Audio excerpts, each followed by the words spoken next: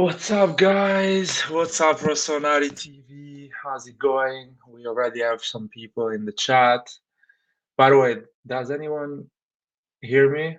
Is all the audio good? We have Saif here joining Your us audio, today. your audio is perfect. And hi everyone, how are you doing? Yeah, man. How was your New Year? I don't know if you had some holidays. I think the country you live, Romania, is quite Catholic, so probably you had some holidays, no? A place is closed down during this period of the Yeah, season, no? yeah, they were closed down for like 2.5 days, but yeah, everything was closed, even Yeah, the normal shops. Happy New Year to everyone, by the way. Yeah, some shocking news I see from the comment here. I see some big money for Botman. Well, I told you guys that's what's gonna happen. When the first report came out that says, oh, 20 million, Milan is not sure to pay. I say 20 million is a fake news. The value of the guy is at least 30 million. And now Sky Sport Italy is saying that Lille is asking for 70 million euro, which is around 60 million pound. That's what they want from, and that is the whole reason why the price is so high, because Premier League team can pay that money. But what do you think about this, man? What do you think about this emergency for the defender? This news out there. I mean, I'm just gonna be honest about it. With Milan, I decided to not believe like most of the news because there are so many names, so much garbage. And yeah, I don't know, channels have to report the news and what from other like known newspapers and websites, but 70, like there are so if I can count dimes for how many names that has been thrown out, I would have been a millionaire. Like how many names have been linked to Milan, to be honest. But this whole Botman thing, I made my stance clear. If we get him, that's cool. I know we don't now because we're not going to pay that much. I'd rather get an experienced defender like Acerbi in the winter and like 5 or 10 million, and then spend the rest on like a Renato Sanchez or something. And I'm gonna be honest, I haven't watched Botman that much, but 70, 60 million, like come on, like seriously, come on. Yeah, yeah. No, I mean the money. We say it's crazy money, but it's not actually crazy money. It's crazy for I, us. It's crazy for it's us. crazy. Yeah, exactly. It's Yeah. crazy for us or for Italian football at the moment. It's basically crazy to buy a young defender for 60 million euro, because they're asking 70, but I guess a real offer from 60 million and they accept. It's not like you stay around that range. Red John is here, guys. Happy New Year, Red John. Thank you Happy for New Year, joining us. guys. How you guys doing? Happy Happy New New Year. Year. Good man. We're doing well. We are not injured at the Yeah, moment. that's just That's give the it give it a couple of days more. Yeah. Let's see. But at the moment, we're doing well, pretty positive, and let's see what's gonna happen in the next few days. I mean, there is a Serie A game in 2 days, one day, I tomorrow. think so. I don't know, to be honest. Tomorrow, Serie A starts tomorrow or Wednesday. No, I think it's on Thursday. Oh, it's the 6th. Exactly. Yeah, Yeah, for Thursday we play against Roma. Yeah.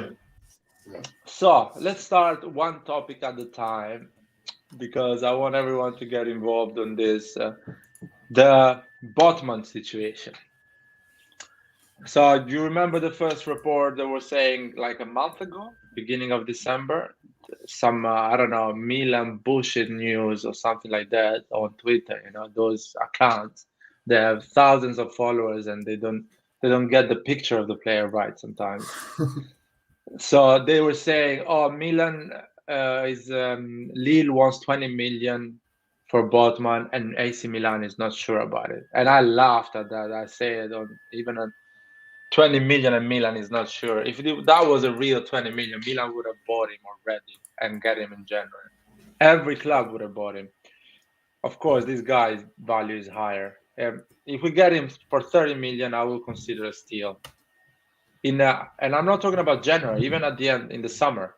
If we get him for 30 million, even 35 million, 40 million is still a steal. It is still a great deal because football is coming back at the numbers we were used to before the pandemic. Slowly, maybe not next summer, but the summer after is going to be like those numbers. Goalkeepers going for 70, 80 million, defenders for 40, 50, 60 million, strikers for 100 million. So that's going to be the numbers. What I was asking, say, if you want to finish your concept about Botman, about the defender, and what do you think about it? Go for it.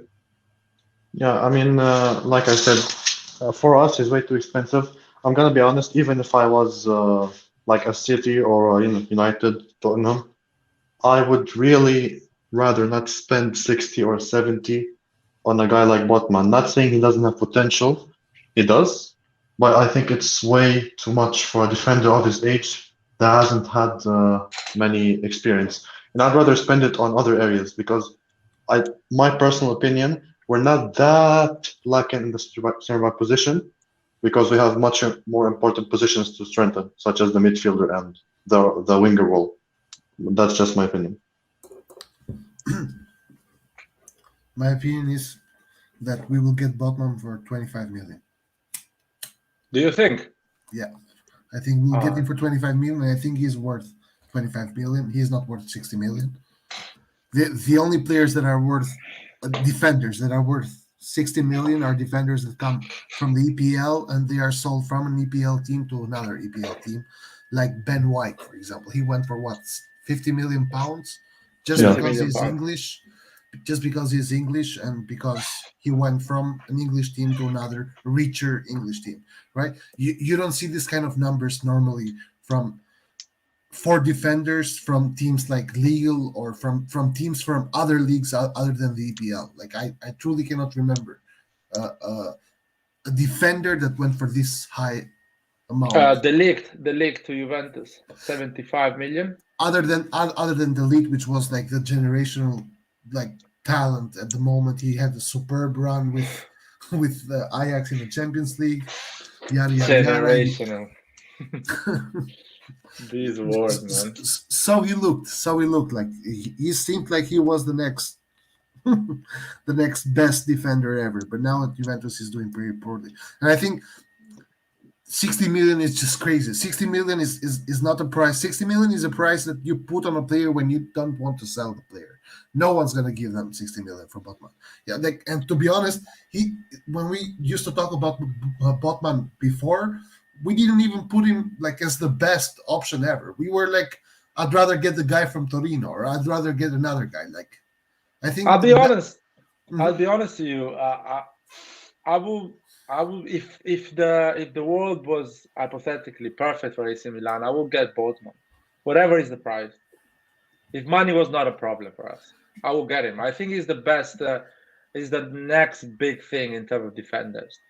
He's better than how you call him, the guy, De Ligt. He's better than De Ligt. Could Way be. better. He's Dutch as well. Listen, but he could become the best, but it's not like he's the best guy ever.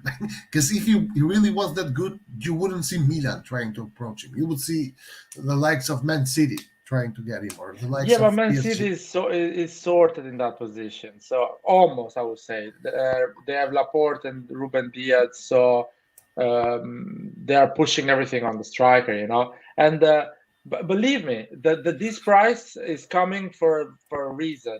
Lille is putting out this price because it is real. By the way, we are just talking about what Sky, and Sky is is a reliable source. If Sky says Lille asked for 70 million, 60 million pounds for Botman, that means that Lille is telling everyone, like Red John says, get out of my way. This guy is not moving in January. Don't send me emails or stuff. He's not moving in January. Sure, but we still have to take into account that we are talking about a guy, Botman, who has only played one season with you.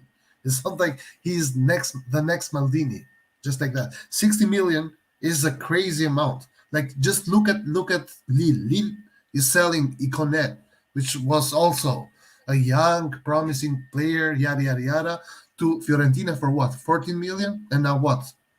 They're gonna sell Botman. They want to sell Botman for 60. I think either they don't want to sell him, so they put a fuck off kind of price, right?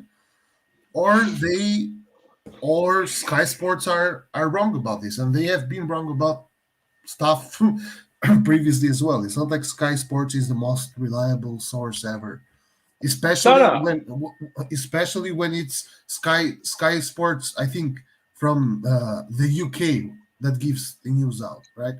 So it's not Oh, is like, it Sky Sport UK? as far as I know, yes.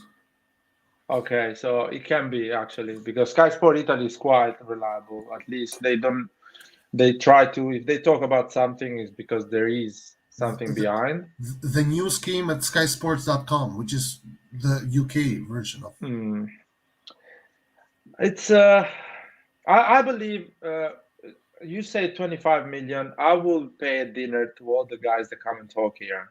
If we buy him for 25 million, I would like pay seriously. I'll be so happy because 25 million is a steal. I couldn't believe the fact that when the rumors for Tomori came out in January, previous year, I couldn't believe we were buying him for 30 million. I thought that was a steal because I knew the Premier League defenders are really expensive, and Tomori is really good. I saw him with Chelsea. I saw his pace and his physicality, how powerful he is, and I thought this guy for 30 million, this is a steal because I remember the Fiorentina guy they were asking 25 million, and other slow defenders were 25 million. Okay, Uh, like, but here's my problem. Let's just say we get him for 25, 30. Okay?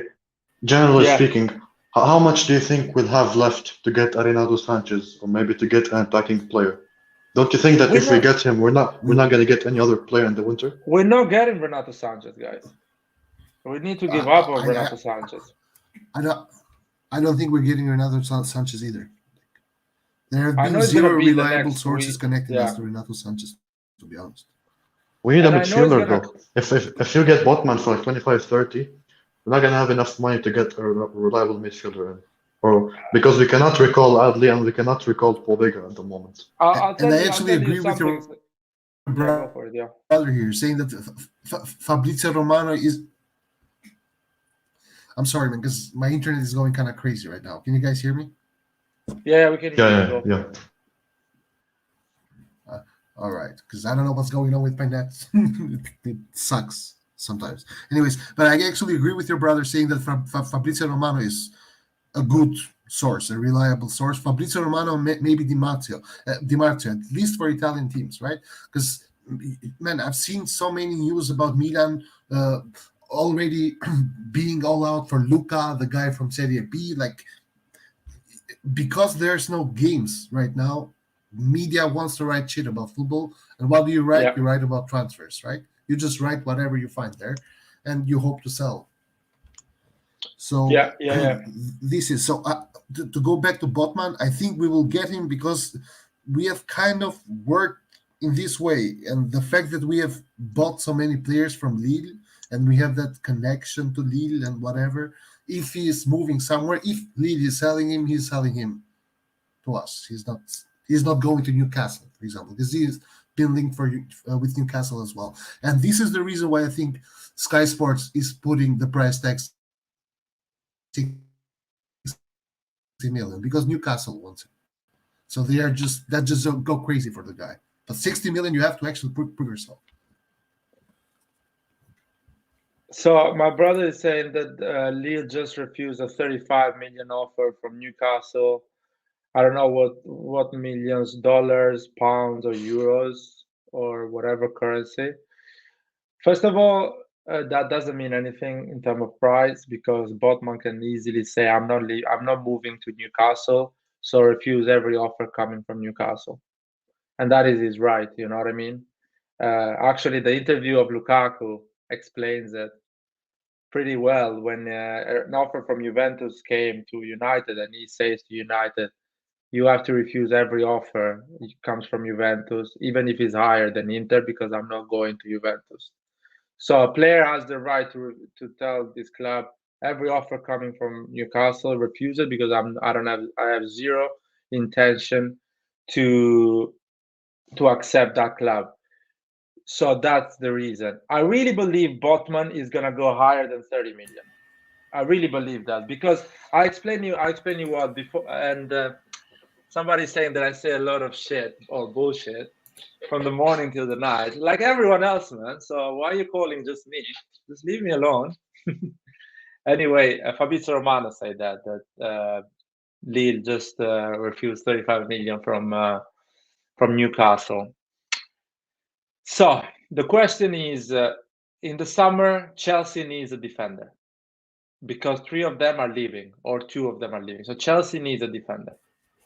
And Chelsea, we know the power spending Chelsea has every summer. They can spend 100 million or so, something like that, every summer if they want. So, and their club, their team is I wouldn't say completed, but more or less is there. They just need defenders next summer.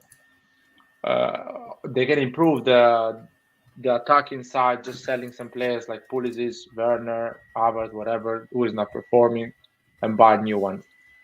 So I think Chelsea is going to make an offer, and Chelsea can easily make a 40 million euro offer. Easy. Man United can make an easy 40 million, 50 million euro offer, which is in pound, we're talking about 40 million pound. We're not talking about 70 million pound. We're talking about 40 million pound. So these clubs can go up to 50 million pound, the price of Ben White for Botman. They can go. That's why I said we're never going to get him for 30 million, unless he's so in love with AC Milan, unless he already had a child with Maldini, and Maldini told him, you're going to be, the main man with Tomori. You're going to play the next 5 years with us, and if a massive offer comes from City, Barcelona, Real Madrid, we're going to sell you. So we're not going to put you in a cage. So unless he has an agreement, don't say that because that destroys me. That destroys me. When you say stuff like, if an offer from Real Madrid or Barcelona comes, we're going to sell you. That just destroys the way I see Milan. Like I want us to become. Man. That's the reality. I'm sorry, man. The reality destroys you. I'm sorry. That is the reality. But this cannot be the way the management sees the future of the team, because that's fucking sad. No, that's not the future. That's right now, man. That's right now. That is not the future. That is right now. When you sign a potential good players, you have to promise him the fact that he's gonna be one of the main men of the team. And if a massive offer comes from an important club, we're not gonna put him. We're not gonna tie him up. Of course, in 5 years, maybe things change, and we are that massive club, and he doesn't want to leave. But we need to be honest with players, not like, we're gonna give you 7 million a year, you're gonna win Champions Leagues and Serie A's. We cannot say that. He's not a stupid person, and his agent is not a stupid person as well. Well, then why go to Milan and not go to Chelsea? But that's the whole point. That's what I was saying. Maybe he has an agreement with Maldini and he wants to play for Milan, and before he didn't have that agreement with Chelsea. So, and I'm not saying he's gonna decide Milan. I'm just giving the only reason we can get him for less than Chelsea and Leicester, Man United, and any other club. You know what I mean? That is the only reason. We're not gonna pay more than them. But the only thing we can do is convince on other side, convince him in another way to come and play for us. That's my opinion. First of all, Man United can be playing Europa League next season, and he can say, you know what, I enjoy the Champions League, so I want to play for a Champions League team. So the competition can be less aggressive. But you can have Tottenham, Conte maybe can buy him. Arsenal can be in Champions League. Chelsea is going to be in Champions League more, probably. So the competition is crazy, in my opinion, with this guy. So if we get him for 30 million, we've done an insane deal. That's my opinion about Botman. He's not moving in January. The old news that they're saying loan with option to buy, that is bullshit. I hate this. I hate it a lot. I hate it. We are not going to loan him because no one is going to just loan one of the A starter. their best No players. one, Yeah, exactly. no one loans a starter, man. That's basically saying, "Oh, I'll do you a favor and actually play with my shit players until the end of the season Exactly. It's just for the crazy. same amount of money." That is Just, madness. I cannot believe journalists that actually yeah, they are called are writing these things on Twitter and people are believing exactly. them. Just think of, I don't know, Real Madrid saying that, oh, give me Leao on loan. Yeah. It's just crazy. I need Leao to finish top 4, man. Yeah, You exactly. pay me 100 million in January, I'll give it for 70 million maybe in the summer. Yeah. That's crazy. But anyway, yeah. What else? People, my brother said Chelsea is going to call back Emerson. Yeah, but Emerson Royale is a left wing. Yeah, he's a winger. He's He's a a winger. full Left wing wing back. back. Wing back, yeah. Yeah, wing back, left back, depending on the formation. Which yeah, Premier League teams usually do that. They have the power to do it because when they give on loan a player, they always put that clause. They usually put 2 clauses. The one they can recall the player, and the second clause is that the player cannot play against them. Yeah. I think during that season. So they yeah, I think, usually do that. There is a potential on that. but the one about the player not playing against them is removed because it's removed in the European competitions. It's only It's removed. Yeah, yeah. Premier League is still available. You can still The do Premier that. League though still has that. Yeah. Yeah. So Emerson Royale can be something. I don't think Marseille would accept a situation like this.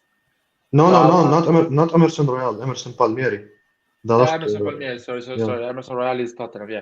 I mean, I don't think Marseille would accept a clause like this from Chelsea. They would say, "No, I want it for the entire season," because fuck it, I'm not Burnley. I'm still Marseille. So I hope so. They say that, but I don't know. Let's see. I don't think, but Lucas Digne is a good option for them at the end. It's just probably they don't have the money to make that move because it's a 20 million move, and they're thinking, I need those money for the summer when I need to sign Jules Koundé. They want to buy Jules Koundé from Seville, and probably they're gonna give it a try to Botman, in my opinion. 2 defenders, Kunde they're gonna give it a try. Kunde is probably gonna cost like what 80 million or something. That's something 60, crazy. 70. Yeah, they were saying around 50, 60, 40. That is the range, between 40 and 60 million. Yeah, but now keep this in mind, that and we are talking about Kunde, who was most probably the best defender in La Liga last season. And you say 40, 60. How on earth does Botman cost 60? This is No, yeah. This is the way I the see 60. it. That's why. Yeah. Go. Go on. No, I just want Okay. to say the 60 So million. the way I don't agree. You're quite late. Yeah, you finish. I'm not stopping. Yeah, you finish. Go. all right. So yeah, I think this is the reason why I say that the 60 million is just like a made up number. And I think if we're gonna get him, because I think it's kind of obvious right now that we're gonna get a defender, even if he's, I don't know, our management is gonna get a defender this January. This is certain, right? So we either go big right now, meaning we spend 25, 30 million, because 30 million for us is huge, not just big. I think our most expensive player in our team from this management is Tomori, bought for 30 million, right? So if we go big for a player, it's going to be a defender. And 30 million for Botman, I think, is a good price, man. Even though he might be worth in some years 60 million, right now Lille is going to accept 30 million cash from us. Well, I don't know. I think I agree with you. The 60 million is not gonna happen for Lille, but I believe some Premier League club can come with 40 million, 40, 45 million easily. I think, Just but I think we have to push hard in the winter because no club wants him, and if he joins Newcastle, basically he's a finished player, so he's not going to go to Newcastle. So I think we should just go for it. We should not just wait around, fuck around, offering some sums of money, and then he goes to another team. Hopefully that doesn't happen. yeah, but it's not gonna move in January. It's not up to us. Whatever money we offer, Lille is not gonna accept it in January. It's a sure thing for me. This thing, it's clear. So Christian is putting a comment here: 35 million permanent move bid. Yeah, we saw that. French club plans try to keep Botman. Yeah, no way for Londi. Yeah, we agree with that. What about some other news, guys? You heard about AC Milan that it can be. I don't believe the Renato Sanchez is going to happen. Of course, the news is gonna come out in 2 days, long with option to buy, whatever they're gonna say. But I don't believe it's gonna happen. I don't think it's gonna happen, but I'm also curious to see how the management is gonna handle the fact that Bakayoko so far has not been reliable, right? And for the next 7 games, we're gonna be forced to field the midfield with Tonali and Bakayoko, I guess, because if Pioli plays Krunic instead of Bakayoko, that's a slap in the face to the management, in my opinion, right? Because Pioli is ready to play a guy out of position just to avoid playing Bakayoko, right? Yeah, So no, it's I think the management, after, after having the priority of getting a center back, I think their next most pressing issue is getting a guy who's more reliable than Bakayoko. I don't know if they're going to do it. Maybe they will just go for a winger if Castillo leaves. But I think also the CDM position is going to be vital because the next 7 games, at least, right, are going to be are going to have to be banging played game. with Bakayoko and yeah. I mean, there is a Coppa Italia game and 2 relatively easy game on those 7. So it's going to be the other 4 they are quite difficult, and from those 4, 1 is coming in 2 days. So my logic is, if they really are going to buy a midfielder, they need to buy it this week or the next week. There is no point to buy it at the end of January, because 1 week after Kessié comes back, so this guy stays in the bench the whole 3 months. So that's why I say that Renato Sanchez is all bullshit. Or the guy comes Monday, he trains a week, and he plays 20 minutes in the next game after Roma, or there is no point at all he's coming. Actually, we're playing Thursday and probably Tuesday again, if I'm not wrong, or Sunday. Yeah, I think so too. So Let me actually check. on the 7 games Kessié is missing, this potential new signing is gonna miss 4 of them. So why are we buying this guy? It's just a joke. So I don't believe it. Pioli's gonna play with the players he has: Krunic, Bakayoko, probably Calabria and Florenzi, and Tonali, of course. These are the options he's gonna have for the next 7 games in that position. Yes, but the only problem that I see is that in the next 7 games we meet Roma, which is the next game, which 100% will not have a new player. Then we have 2 easier games, and then Inter and Juventus, one after the other. So these are very vital vital matches if you want to point for the Scudetto, right? If you want to point for the top 4, it's another conversation. You can still do it with the players you have. Yeah, it's I mean, we're playing Inter and Juventus. Basically, we have to win those 2 games to keep the Serie A open. You know what I mean? To say, okay, Serie A is still an open challenge. Somebody else can win it instead of Inter. We need to win those 2 games. And these other 3, because we are assuming that Roma is going to be easy. Roma is going to be really complicated. And even the small teams is going to be super complicated, especially the small teams, because you underestimate them and you lose points. Against the Inter, I can rely on Tonali at Calabria because the concentration is high. You know what I mean? It's a big team, so you're going to give 100%, and maybe you can gain a result there. But small teams, those are the teams that fucks you up because you go, a bit loose and you lose the game. The midfield is not coming. I don't believe on the midfielder coming. Now, going back, staying on the midfielder coming, if Kessie moves, if the offer from Tottenham comes in January because they want Kessie in January, that's another situation. Oh yeah, that's 100%. Because we need a midfielder for the next 3 months instead of Kessie. Yeah. That I agree. So that's Saif, what do you think about this news? I read a few news from England that Tottenham is gonna make an official bid in the next days about Kessie.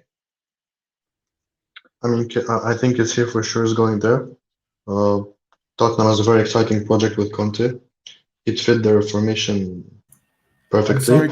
I'm sorry to stop you, Steve, but if you say project and Conte in the same name, I have to stop you. Yeah, No, or at least a short-term project, maybe. no, you know what? Conte's been really unlucky because the financial crisis, the COVID happened to Inter because I think Conte would have stayed for long at the Inter if COVID didn't happen. You know what I mean? Yeah, but Um, we have seen Conte even with Juventus and even but because with Juventus Chelsea. and Chelsea has a bunch of motherfuckers, man. Juventus and Chelsea has a bunch. They are a bunch of motherfuckers. Juventus is run by people. They fire Allegri and they hire him again. Just to let you know what type of people these are. And Chelsea fires a manager every 2 years. That's what they do. That's their hobby. I have a hobby to talk about football. Chelsea to fire managers. So that's the thing. Conte, So yeah, go for it about Kessie.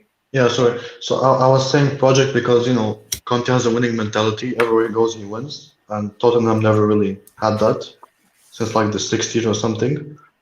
And Kessie is also looking at some of the players that they brought in. Like last year, they are not in the top four, and they bought the best defender in the Serie A, Cristiano Yeah, Romero. So yeah. what does that tell you? So and they have a real chance of making top four because I think United and Arsenal are out of it. To be honest, they have a real chance, and it sucks. We're gonna have to find a replacement, and I think the only replacement capable of being that, maybe even eclipsing Kessié, who knows, is again Renato Sanchez.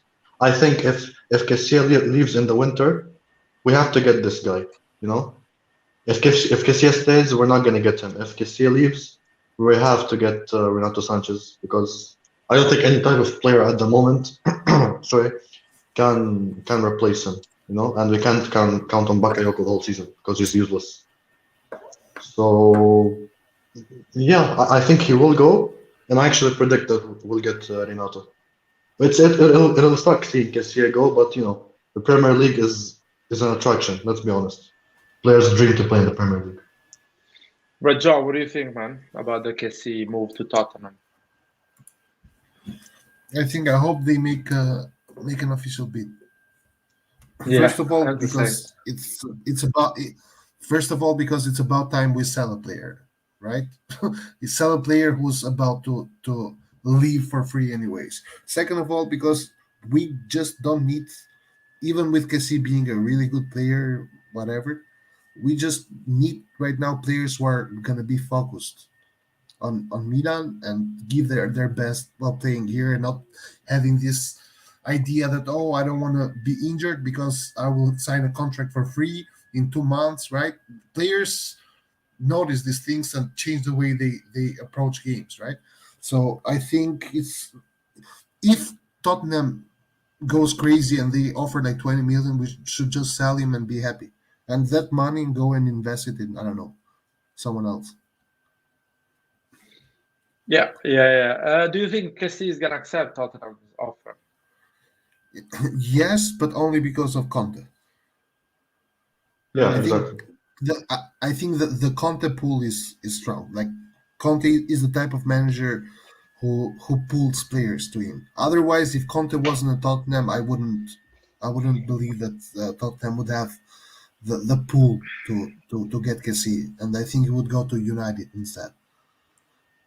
Yeah, I was thinking the same. A few months ago, I would say Kessie would love to go for United, but United is such a mess at the moment that if you have a bit of brain as a football player, you don't go there Yeah. because nothing is working there. You're not gonna make it work. Is the process the project is just falling apart at the moment at United. So I wouldn't. To be fair, Kessie will solve a lot of their problems, but I don't see Kessie being that type of leader that can go there and perform the day one and drag the group and win games. So no, United is out of his mind. He's not thinking about that. Maybe Chelsea. Chelsea has a midfield that is a bit injury prone, getting old, and it needs some fresh legs. So Chelsea can make a bid as well, can be interested on the player, and maybe can tell him, listen, don't make a move in January. We have you a nice, signing fee for you, so you can get some money.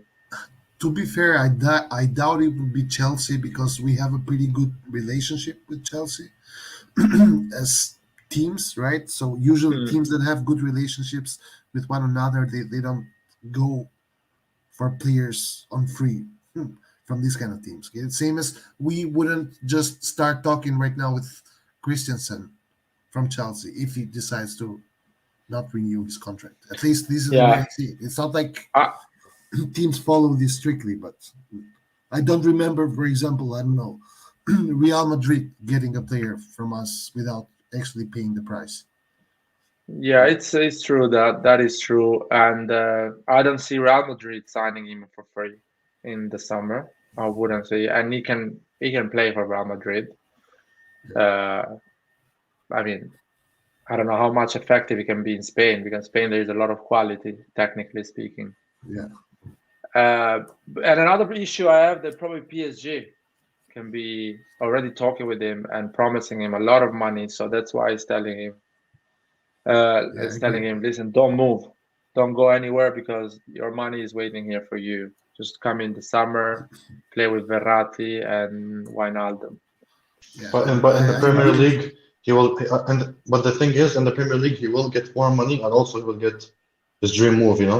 Because let's face it, Yeah, but almost every Milan player more now money, wishes to play in the I'm not Premier League. sure, but more money, I'm not sure because the PSG will give you enough money, Yeah, if not more than the English teams.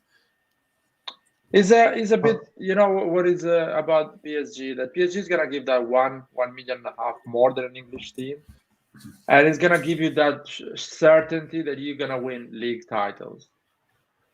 And you're gonna play always Champions League, and you're gonna try to win that Champions League. So it's gonna be a easy life for Kessié. So I don't know the Kessié personality. What is his personality? Maybe he can be like, oh yeah, I'll play for PSG. I live in Paris, and I win the league title. I win 6 or 7 league titles, and I fucking win the Champions League maybe because I play it every year, and they buy a lot of big players every time. So I'm not sure, but yeah, the Premier League as an incredible pool, especially for players coming from Africa, is big. But let's see. That's gonna be interesting. I hope a Premier League team like Tottenham or whatever Premier League team makes an offer in the January, so we get that 25 million euros, and we can reinvest that money for what we say, Renato Sanchez or a number 10, a possible number 10, maybe, that he can help Diaz for these next 4 months. Coutinho, guys, on the comment, no, Coutinho. no, no, no, no. I'm gonna listen. Sorry, I'm gonna cut you there. If this was 2017, sure, but now he's like an Isco. You know what I mean? My brother is saying Hazard, loan Hazard, from Real Madrid. He's fit now. yeah, He's playing more consistently. I would take I would take Hazard in a heartbeat. To be honest, Mm. I'm not a believer in this that players are quality and then all of a sudden they stop being quality players anymore or good players anymore. Hazard is a world class player. He just went to maybe a stage which was too big too quickly and he wasn't mentally prepared for it because a player that goes in the first day of training in his new team fat, right, gaining weight, overweight, he's not a player who's mentally ready for what's ahead of him. So I think if we were to get Hazard, but in order to get Hazard you have to get rid of Leao, so, or Rebic, so I don't think No, he can it's play in the doable for middle. I think he's quite old. He cannot run anymore. Like in Italy, he can play in the middle. Actually, he's struggling on finding space in with Real because Real doesn't play with that number 10 in the middle. Real plays with wings on the right and the left. So he doesn't have that speed anymore, that power, that strength. So he's more like a central player now in the middle because he runs less, he has more creativity, moves the ball. He could perform in Serie A if he's fit and healthy. Fit, I'm talking about 80%, not Premier League fit. Even 80%, he still can perform. You have to also take into account their recent injury history. They're almost always injured, you know? And if they come to Milan like fucking hell, they won't play any game. Yeah, and we are talking about Hazard and Coutinho, the most injury-prone players ever. Yeah. 100%. Yeah, Coutinho, if he's not injured, if he's fit, I don't think he's overweight. I think it's just injury after injury, or just Barcelona is playing the how you say it. He's just being annoying, so he leaves. So Barcelona is not letting him play because they want him to hate his life and say, "I want to leave now. I'm closing my contract. Let me go." So that's my question is Coutinho really bad because he's not playing because he's really bad, or Barcelona is doing what we're doing with Conte? Because Look, Conte is not really bad. the thing That's the is, the thing is, my brother's a Barca fan. I watched many games. When he's not injured, he's in the starting 11, and he's terrible. You know, Okay. he's really bad. He's really bad. Mm-hmm. Yeah, people are saying Lukaku or Lukaku. Have you guys? I think you, Saif, don't understand Italian. Rajan, have you watched the whole interview? I haven't watched the interview at all, to be honest, because I haven't been home all these days. I just came today. Oh, I watched the whole interview in Italian. You can if you type Lukaku intervista in Italian. I will. Sky. There is a video with a guy that is cut the whole interview and he's put a clown face on his face the whole video. But anyway, it works to don't get the copyright strike. Yeah. And if he's an Inter fan, it works probably for him as well. And man, it's just they are making such a big deal out of nothing. That interview is just is a nice interview. Nothing wrong with that. He didn't say anything wrong in that interview. He didn't say anything wrong. I have seen some tweets from Romano translating the thing, and he has said he has talked like how I wish Donnarumma was gonna talk. Exactly. Basically the interview was made by Sky Sport Italia, no?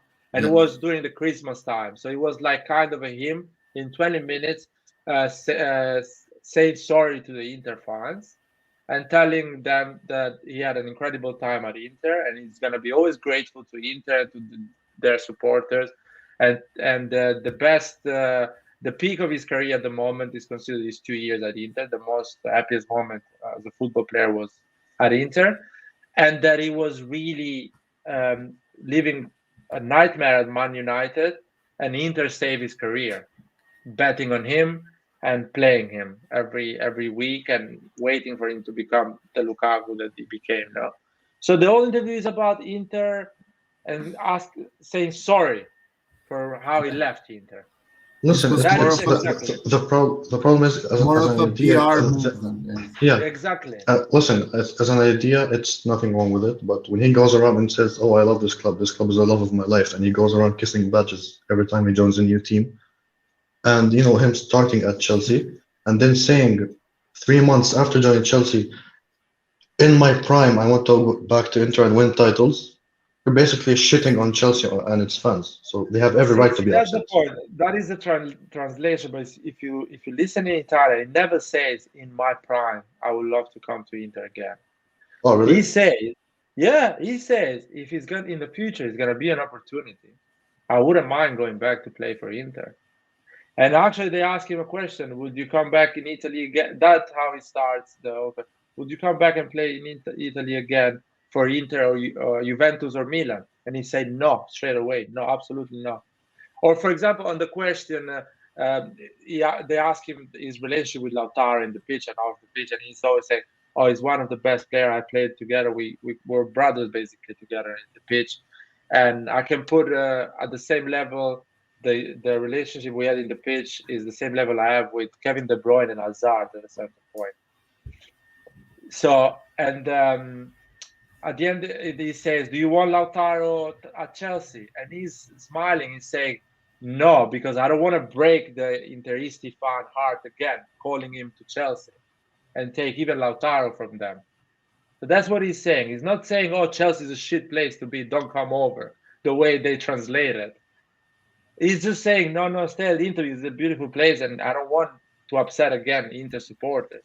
It clearly is such a genuine and honest interview. He's not trying to dig to anyone, and he talks about Chelsea literally 2 minutes. In the beginning, they asked how things are going to Chelsea, and he said, "Oh, I've been injured.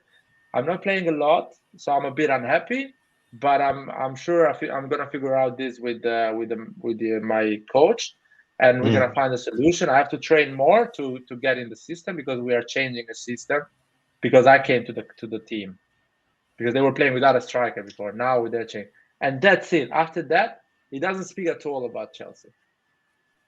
So they only show the bad part. They only show the bad part and faking Of it. course, That's really bad. Yeah, I love Inter supporters. Kaká, I'm sure Kaká would say that for us when he was at Real Madrid. And no one can say anything to him because he had an incredible time at Milan. That's the thing. I agree. I agree with that, to be honest. And if you know Italian and this- go and look at the whole interview, you would agree with me. Why? And with no doubt, that's what I'm saying. Oh, if you translate those parts when oh yeah, go. Sorry, Rajan, go. No, I was just gonna say that I think this whole thing was just blown out of proportion because there's no football right now, so they need to write something. There's no, at least no football in Italy, so Sky Sport Italy has to write about something, and they are just broadcasting this interview, and then other journalists just try to translate quotes of him in the most, provocative way possible. Yeah, when he says, oh yeah, go. Because for real, if you read the Romano's tweets, you would think that Lukaku is home crying and hoping to go back to Inter as soon as possible. Yeah, that's not true. That's not true. I don't doubt the fact that he had an incredible time at Inter, and in an ideal world, he would have hoped that Inter didn't have that financial issue, and stay at Inter. But at the end, he's a grown-up person, and he literally, anyway. Oh, there is an interesting part of the interview when he says, when we won the Scudetto at the end of the season, I wasn't planning to leave Inter. I actually talked to the management and asked for a renewal. Now, the way the English media showed that was like, oh, he asked for more money to Inter. No, he just asked for a renewal. So to get a raise, 20% raise, and stay for 5 more years to Inter. So that's what he asked. And Marotta told him, listen, you're not going to get a renewal. If a big offer comes, you have to leave. No chance you're staying because you have a market here. And the offer came from Chelsea, and he says, came an offer from Chelsea. I always have been a big fan of Chelsea. And I had an unfinished job in Premier League. All the fans really think I'm bad. I wanted to go there. I wanted to come back in Chelsea and show them that I'm a world-class player, that I'm not bad, that I'm a good player. And I accepted the challenge. But when I was at the Inter, the only offer I could accept it was a club like Real Madrid, Barcelona, Bayern. Nothing like that. Actually, I refused an offer from City the year before because I just played 1 year for Inter. Inter saved my career, and I didn't want to leave without winning anything for Inter. So he's actually being honest, and he's telling all what happened before, after, and he's not regretting moving to Chelsea. He's just explaining what happened in this summer and why he moved. And he didn't do it because he hates Inter or he's just a sold out guy. at the end. But yeah, I recommend it to watch the interview. I'm actually, if I could be bothered, I could put the subtitles. I can get the interview, put the proper subtitles, the translation in English, and cut all this circle. But I don't care. It's not a Milan player, so he has to. And at the end, he needs to explain that just to Tuchel, to the man, to Chelsea agent. Yeah, Let's go. That interview also got him removed from the team in the match against Liverpool, right? Yeah, that was so extreme, man. Yeah. That was super extreme, in my opinion. Tuchel is not playing games there. I mean, Tuchel, I think got a bit upset because he's a bit under pressure at the moment. So he got it really wrong. He's like, "Fuck that! You bring me problem." But let's see. If he talks with a guy that he translates in that interview, like a proper guy that speaks both the languages, he's gonna tell him, "Listen, these guys say it's nothing against you against Chelsea." But anyway, it's gonna be fun now because now he has to score goals and to prove. And supporters, you know how supporters are, man. If you score goals, they're gonna say, "Oh fuck, who cares? He's good. Let him play." So they don't care. I want to talk about the game that is coming against Roma. What is the news, guys? What do you know about the game? Say if you start, man. The good news is almost every injured player is back. I don't know about Ibra, but Leao is back. Rebic is gonna be included, and I actually think Rebic might start in the game. I hope so, in that striker position in place of Giroud. If Ibra is not there, I'm really excited, man. And a negative though, I heard the stadium will be 50% capacity once again. That could kind of mess up the atmosphere, and also hurt us financially a bit. But I'm really positive. I'm really positive. Roma is so unpredictable. One game they can play like the best team in Italy, another game they could lose against Spezia and these types of teams. So I really, this is probably the only game which I don't know what to expect from a certain team. You know what I mean? But like a full fit Milan can beat anyone in the team. I'm that confident. We just have to stay freaking fit. I hope now till the end of the season we'll have maximum 5 or 6 injuries. Maximum. More than that, it's gonna be an absolute disaster, if I'm being honest. Yeah, I predict that we will win comfortably, and hopefully we'll take on from there. Comfortably? Yeah. What makes you think that we're gonna win comfortably? Because we always play well against Roma. We fuck up. We fuck up in the last few minutes of every game, but almost every time we play well. We're 2-0 up. We're neutralizing them. We have so many chances. We always do that. Hopefully, Theo Hernandez doesn't do a madness like he always does. This is one of the only teams that we do always well against, So that makes me kind of confident, to be honest. Yeah. Hopefully, even if someone is back, hopefully he doesn't play someone like Krunic at left mid or some shit like that. No, it doesn't have anyone in the midfield, so Krunic is gonna be hard to play in those positions. Yeah, exactly. So that's true that Roma is quite open as a team. But another thing is that Roma played quite defensively against Atalanta, and they won the game. So they played defensively with the counter attack. I hope they don't do that type of game because it's like playing against Udinese again, but with better quality team. And that's what sucks. Every time we play at home, almost every team plays defensively on the counter, and like Napoli. Napoli did absolutely nothing.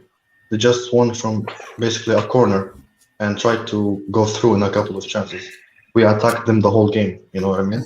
Hopefully that doesn't happen again. From us creating almost nothing, though. No, I know. I mean, it's all pressure of trying to create stuff. Napoli didn't even try. They scored the goal and they stayed back. If Udinese is in the San Siro, they do the same. And if a team does that against us, we rarely win, That's why Empoli we scored 4 against them, because they're an open team. They play fun football. If Roma doesn't do that, I think that's going to I'm be the issue. But they always play open against I'm us. pretty That's what sure makes me confident. I I'm pretty sure Roma is gonna try to repeat the same gameplay they played against Atalanta, to be honest. Yeah, Because in itself, this is who Mourinho is. Mourinho is not the kind of coach, even though he has played kind of an open type of football so far. I think he's gonna try to maximize points gained in this second half of the season, and the best way he knows how to do it is by playing pragmatic football, meaning he's gonna sit deep and hit you on the counter. And if he does that, I think we're gonna have problems because at least with the last showings of the team, we have not been solid in the back, and we tend to keep a very high line when we attack. So Roma has fast players as well on the wings. So I don't know, man. I'm hoping we win, but it's not going to be an easy win. I think it's going to be a hard fought game. but the thing is, the difference now is we have players that can open defenses, that can stretch defenses, that can make runs to make the defense clueless sometimes. When the last few games we had Krunic up left mid, Salamakers was very off, very very off. He wasn't creating anything. I think Leao and Rebic will make the I difference, hopefully.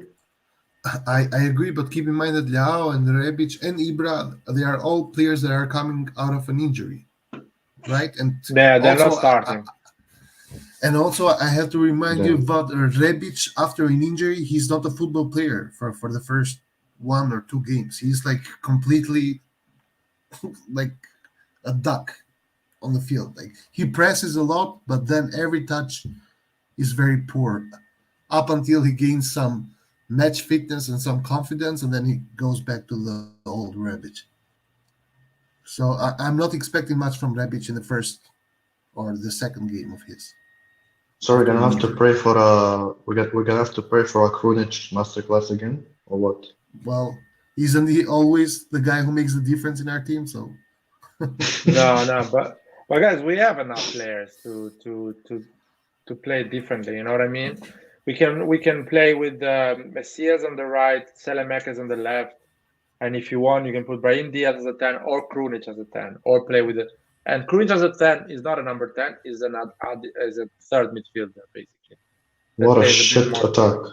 I'm It's sorry, not. but you know, No, yeah, it's not oh my shit. God. It's not shit. It's not shit. Don't start with the pessimism. This year come is on, gonna lad, be there's not lad, gonna come be a on. pessimism. No, I don't give a shit what you guys saying. I don't um that is your opinion. I'm not gonna Lad, I was have that. sarcastic. Listen, I was sarcastic, but you know, this is You not an attack that inspires you. You know what I mean? This is really an attack that inspires you So you prefer against top teams. yeah, but you know what inspires me? Uh, Leao and Rebic not getting injured again. That inspires me a lot. And you cannot put a player to play minute one after 1 month not playing football. No, that's how they get injured. These guys they need to play the second half. And listen, why we why we think that the formation that is gonna start is the formation that is gonna win the game. Actually, the people that come from the bench can win the game. The formation that starts has to be solid and don't concede. Because you can put Rebic, Leao, Diaz in the second half, Ibrahimovic, and win that game when everyone is Well, tired. So that's what you can do. you know what the problem is? When we do that and we play shit, the other team manages to score, and every time we concede a goal first, we do not win the game. Most of the times, we No, don't even draw the game. That's the problem. that's not true. That's not true. We never been in such a situation so many often to actually. Almost every game, No, if we do not score in the first few minutes or in the first half, we we we we we we, we shit the bed for the rest of the game. We don't know no. what to do. We panic. That's Sorry, true. say no. That's not true because the last game, for example, Napoli, we conceded a goal after 5 minutes. No, but we didn't have Okay. any change to actually change the game. Now we have changed. You have Ibrahimovic, you have Leao, you have Rebic, and potentially Diaz is going to be in the bench. So you have four players that can actually seriously be something in the last 20, 30 minutes, can actually create chances.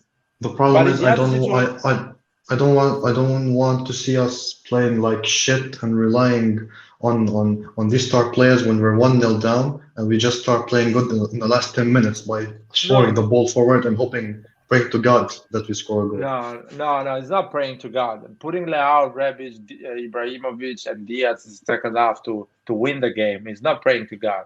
Is serious options. It's not like that. The question is, I prefer Selemakers on the left than Krunic, I or agree. I agree about that.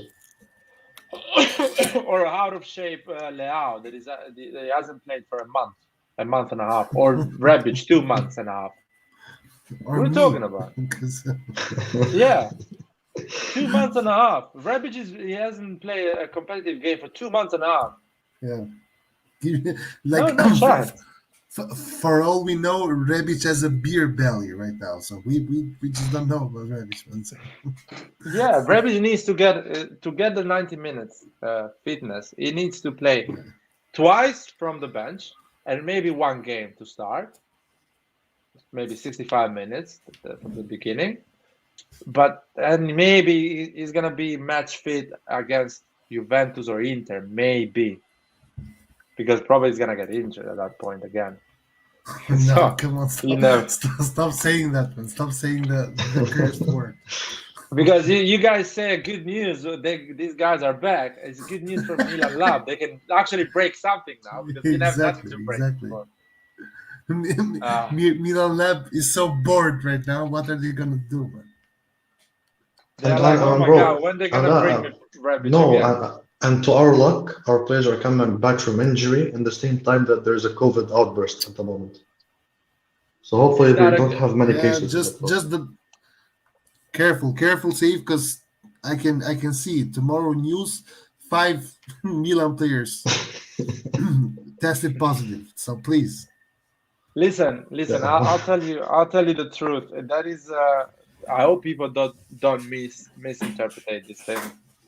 But I don't think the next Serie games are gonna be postponed. But for us, it's a good thing if these games get postponed. Let's be honest. If the Roma games get postponed in a month, it's better for us. And if Roma games gets postponed, even the game on Sunday, because I don't think things are going to change in a week or in 4 days. So I feel like Serie A is going to get postponed if it gets postponed for 2 games. So that means that the 2 games you didn't have Kessie playing and Benacer, maybe you can have them in those 2 games. So you play less games without Kessie and Benacer. And another thing is Leao, Rebic, Ibra, Diaz, everyone can work better, can get more fit and be more healthy to start against another team, But it's not going to happen. I think we're going to play. Everyone is going to play Thursday because, there is a lot of COVID case, but not enough to not play. And I'm gonna get upset if somebody's gonna play and somebody's not gonna play. I'm gonna You get know really what? upset about it. The thing that really fucks with my brain, more than anything, I'm afraid of Bakayoko starting because he's maybe gonna start for a month, and that guy, doesn't give me confidence at all. With Roma's fast players, he's gonna get roasted. He's gonna get burnt alive, man. We need to find a solution for No, this. there's no solution, man. He's gonna play, and hopefully he's gonna play well. You need to trust our players. but but wait. But for real, do you actually trust Bakayoko? Like, Yeah, I trust him. based on what? What do you mean based on what? It's like asking somebody why you believe in God. Based on what? That's Well, the same yes, question. yeah, But millions of exactly. people believe in God, and I'm not Well, questioning that. I'm not. So I yeah, believe that Bakayoko is a reason why he's been 27 years a professional football player, and this month of January, is gonna show it to you. hmm That's the thing. I'm not. You don't need to be based on something to tell you that Bakayoko is gonna perform, and I trust him. Well, Balo Touré was also is also a fucking professional player. So was, I don't know, Niang. So was, we had a lot of these professional players over these past 10 years. Kevin Just Constant. Kevin Constant was actually one of the decent ones, right? We have had a lot of people who were football players, right? I'm talking about good football players now. Bakayoko just existing in the football environment does not give me any confidence. That's it. No, man, I believe in Pioli. Pioli is gonna tell him. Pioli's been working with Bakayoko in these 2 weeks. He's been telling him what he wants exactly. There is a problem of talking, communication. There's a lot of things. Laird, Adaptation. Laird, the thing is, you don't put perfume on shit and expect it to smell better. That's what Bakayoko is. You know what I mean? No, don't. I'm not allowing you to compare any AC Milan player to shit. No chance. Wait, And you know Roy, what? is that you dressed as Larry, man? What's going on? No, man, because at the end, every AC Milan fan was like this summer. Bakayoko is the perfect replacement for Kessie, and No, blah blah blah blah blah blah blah blah For blah. Kessie, Everyone, people actually said that you replaced Kessie. no one everyone, and said that. No one. you listen. I can find the video you and say that as well. I did Anyway, not say that. Me? I did not No, say no, that. lad, No. okay, listen, lad. If you find me a video before or after Bakayoko came, in which I do not repeat what I'm about to repeat right now for the 1,000th time, Bakayoko was the worst player of Napoli last season. I said this before Bakayoko came, after, and I'm gonna keep repeating it unless Bakayoko starts somehow, some way performing good. okay, okay. What I'm saying is that Pioli knows what he's doing, and he's gonna find a solution with Bakayoko. Bakayoko is gonna perform, and he's gonna be a lovely football player to watch. I hope so. So, Yeah. so trust me, trust the process, and you know what? If he doesn't, other people are gonna solve the game. Other people are gonna play in that position. He's gonna come Krunic in the midfield, or he's gonna play Calabria. We're gonna find a solution. That's the thing. So don't worry. Uh, but we need to spread some love a bit. We need to love our players. My opinion, the way I see the game against Roma, or John, do you want to add anything about the game against Roma? Maybe you did not. No, like I think I said everything I think about the game. Yeah. Okay. For me, against Roma, I hope we play really conservative. I hope we wait them. We don't play the high press or whatever. We don't play with the high line. Actually, we wait for them.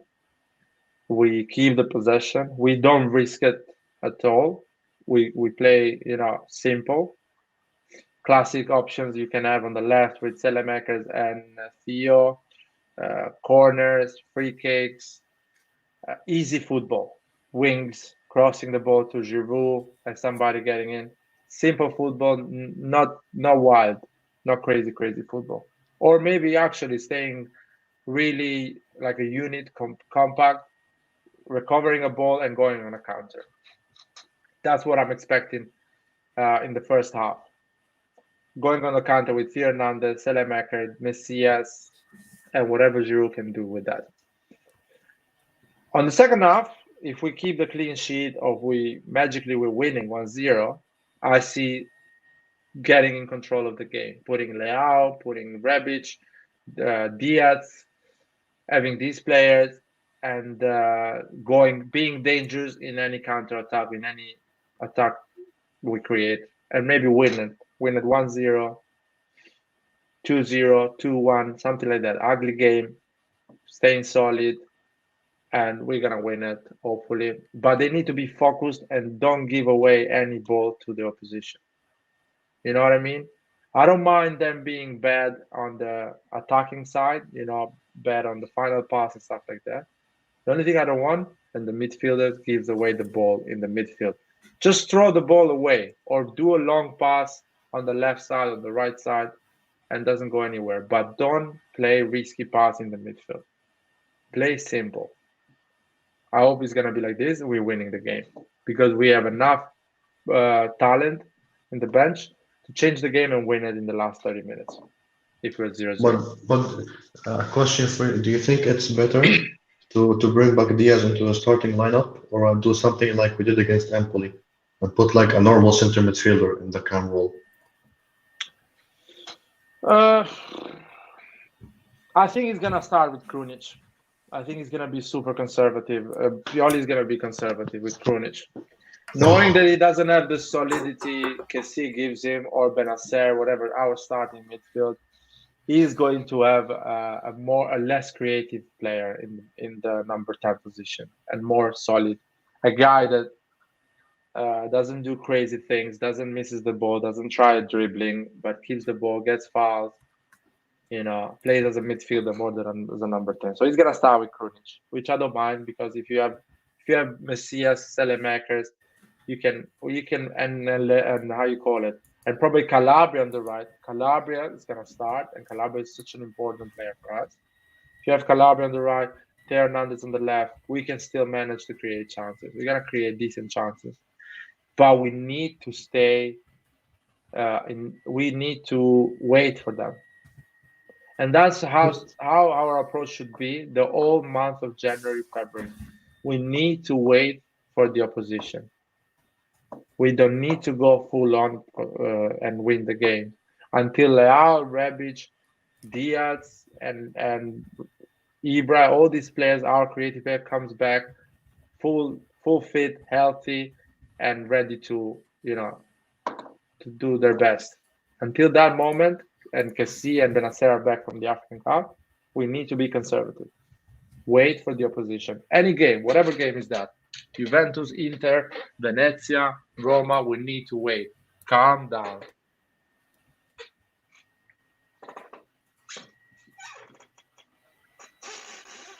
There's a comment here, we will be forced to play ugly game. I don't see any of the teams controlling the game.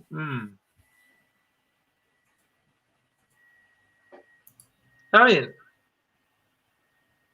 few games we really controlled the game this year. I would say 10 games maybe. And some of them we didn't even win them, probably. The game against Lazio, I can remember of 60 minutes against Roma. Torino, we were always on control. Torino, not really, because against Torino we scored a goal and then we kind of parked the bus, if you remember. Yeah, no, I'm talking about control, not dominance. Okay. Control. When you never risk it, but you always have the ball more often than the opposition.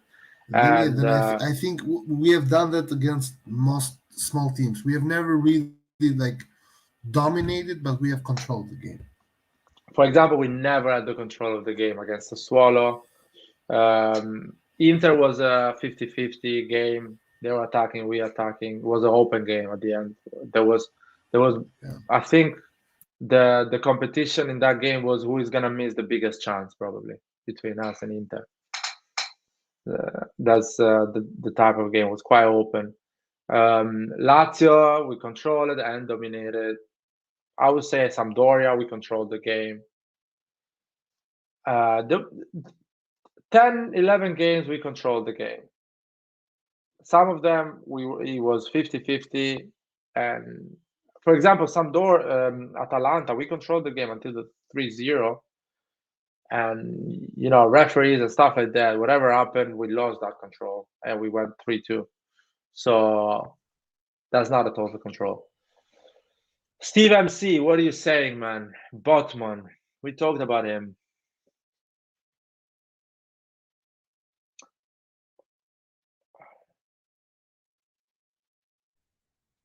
No, I think this is just wrong. He's never going to go to Newcastle. He's never going to go to Newcastle. I mean, I don't think he's going to go to Newcastle either. And I mean, if Newcastle goes in, relegates, what is he going to do? He's going to play in Premiership or Championship or whatever they call it. No chance. They have to no one with a bit of brain will accept the deal from Newcastle now. I'm sorry to hear that. Probably they can Newcastle. The only thing Newcastle can do is get some loans from players they don't have. They're not gonna play the next 6 months, and they want to play. That's the only way for Newcastle to don't get relegated. Get some Maybe loans. guys like Aubameyang or Martial, people like that. Yeah, Obama, man, telling Obama, dude, you're not gonna play the next 6 months, so come and play for us. Marshall, you're not gonna play the next 6 months, just come and play for us. And if you're good and we get saved, I'll give you a massive contract and some money to United. That's the deals they're gonna do. I don't think they're going for buying Botman and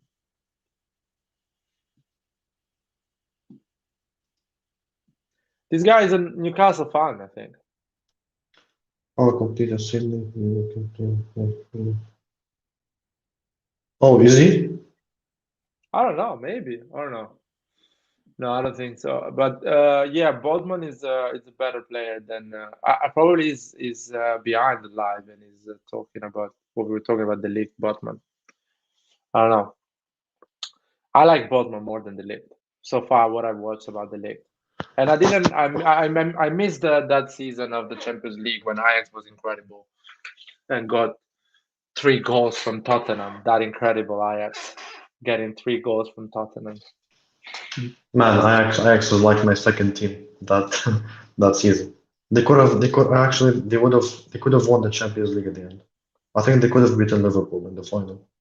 Now, If if you I'm being get three honest. goals from Tottenham, nah, man, you're not No, gonna win anything. I remember they were like 2-0 up and they were missing stupid chances. Ziyech hit the bar and then they completely lost focus. It's not like they weren't good enough. They just lost focus. Even that Moura goal, they just, they were ball watching and they suffered the goal. Crazy, crazy, crazy.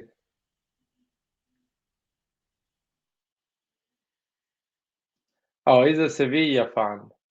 Oh, it's nice to have a Sevilla fan on the live. Welcome to Rossoneri TV. Sevilla, that's interesting. Busy chasing Real Madrid. Keep chasing, man. Keep chasing.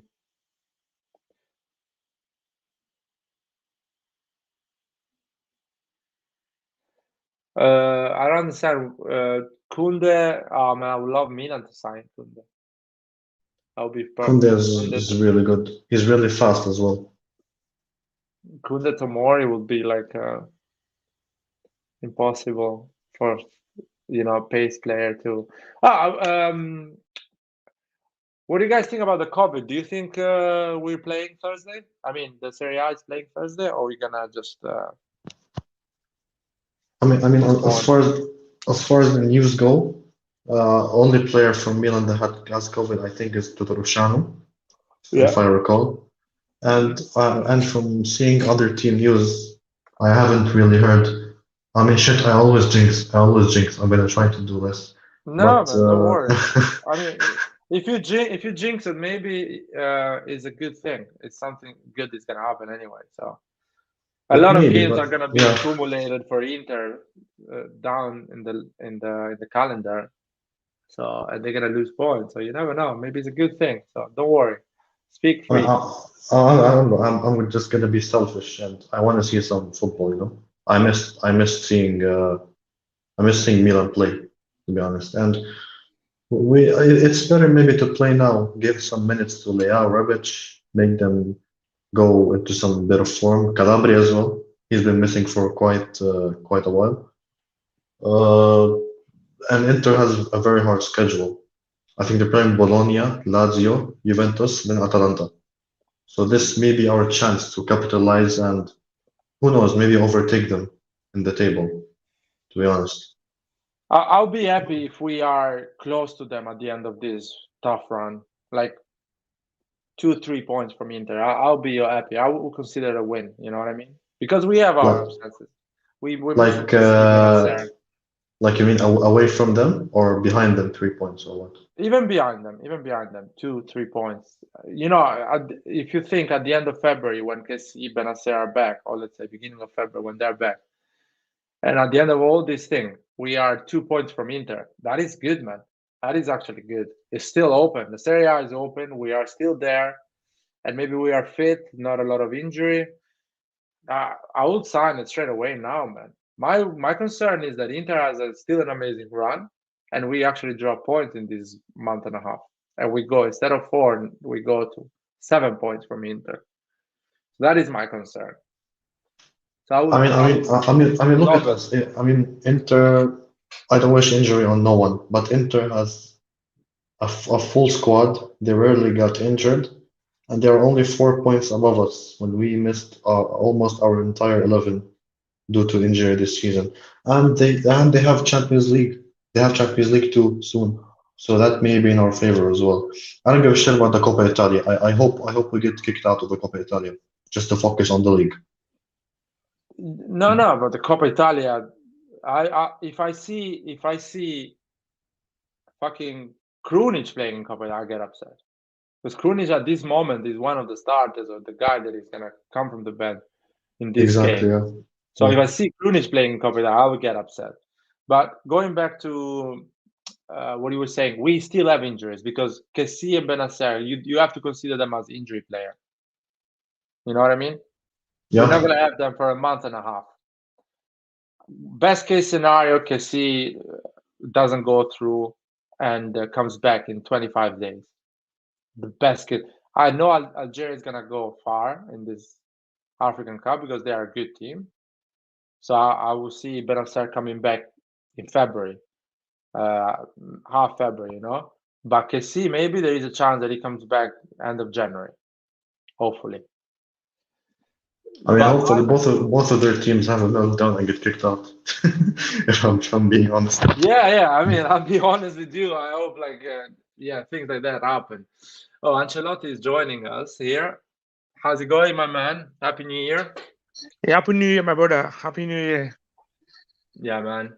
No, I want to finish this, and after I'll let you talk about this moment. So, at the end of all this 1 month and a half, if we are 2 points away from Inter, behind Inter, that is a win because you still have 12, even more. I think 12 games to play for the Serie A to finish. Inter is gonna have a calendar that is gonna play a lot of games, and you can fight after that. You can fight, and that means that you didn't lose the derby, or you maybe won the derby. Being 2 points behind Inter means that you won the derby or you didn't lose the derby. So it's an important, and believe me, that's how the pressure is built to Inter. Being behind them until the end, it's gonna give them such a massive pressure.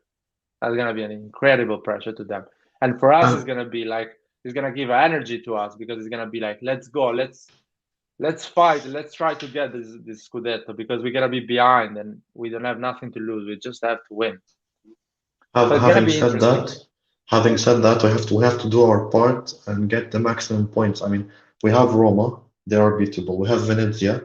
After Venezia, we have Spezia. For example, these 3 games, if we get at least like 7 points, if we get 9, I'll be over the moon. 7, I'll be happy. Because after that, we have Juventus and then Inter. So hopefully, we don't lose points against relegation battling teams like we always do. No, we need 9 points. That would be lovely to get 9 points and Yeah. maybe beat Juventus and go to the derby with a bit of you can draw the derby, even losing the derby if Inter is same points with you, because maybe Inter drops some points in these games that is having, and you lose the derby and Inter goes 3 points ahead from you. That's completely fine. That is still manageable. That is still fine. I don't mind that. I just want to stay close to Inter until the end. 2, 3 points, 4 points is nothing. You Yeah. need to put pressure on Inter. Ancelotti, man, what do you want to say? Go I think ahead. Roy is here too. Roy is here. Yeah, I know, but Roy is always here. Yeah. Let's see. Before I start, let me talk about the transfer market. So there's Okay. there's speculation about Frank Kessié going to Spurs, who's Tottenham Hotspur. Yeah. Imminent. They want to give us Dembele for Frank Kessie. At the moment, I don't think that will happen. But there's this new FIFA rules that a player must tell the owner, which is Milan, that is about to sign a pre-contract when his contract finishes in any transfer period, which is like January now. So Frank Kessie has not said anything to Milan about a pre-contract to any club. For all I know, there are only 3 clubs that are interested for his signature, which is Tottenham Hotspur, which is Real Madrid and PSG. So that's Liverpool too. That movement. Liverpool too. Yeah, that movement is not a grey area at the moment because we've not had anything from Frank Kessie. Then the next one is about Botman from Lille. They were saying that Milan will make a kind of approach to its intermediaries in the coming days. But I just saw something 41 minutes ago from Fabrizio Romano.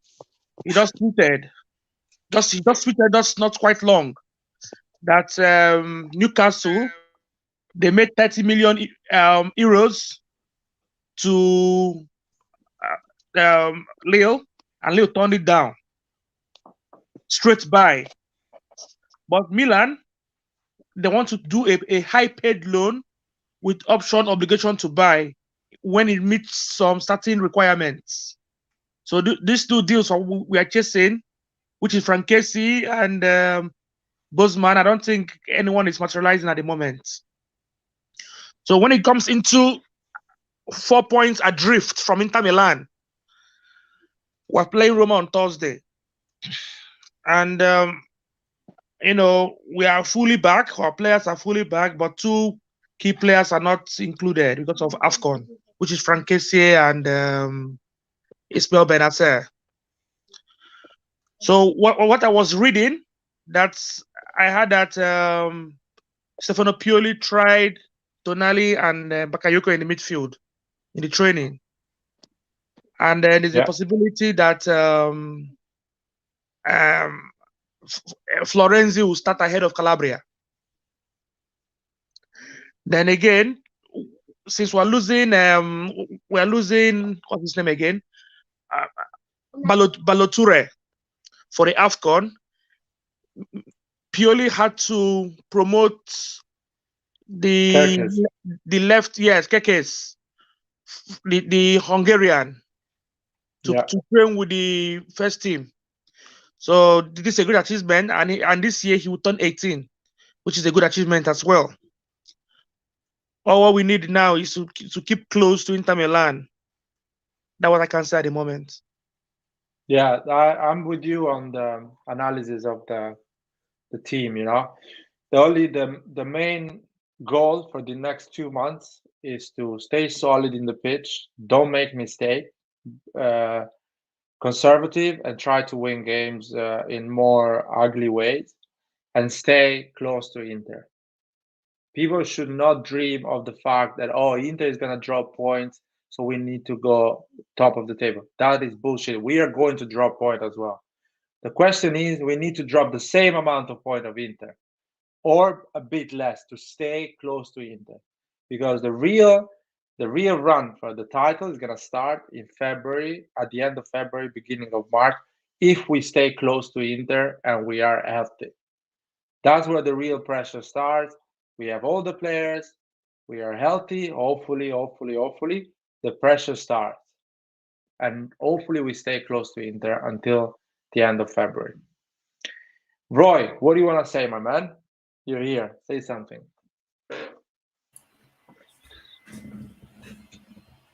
Roy? Okay, Roy is not talking at the moment. But John, do you want to say anything? You unmuted yourself. Like I agree with what Ancelotti said, to be honest. So if it's about another topic, I can talk about it, but about what he said, I agree with. Yeah, Ancelotti, by the way, talking about Botman, Kessie, and everything, we talked an hour ago about this. a bit less, probably 30 minutes ago. We finished talking about this, the transfer market. But we didn't touch the Dembele exchange with Kessie. I don't think it makes any sense for Tottenham, first of all, and for us.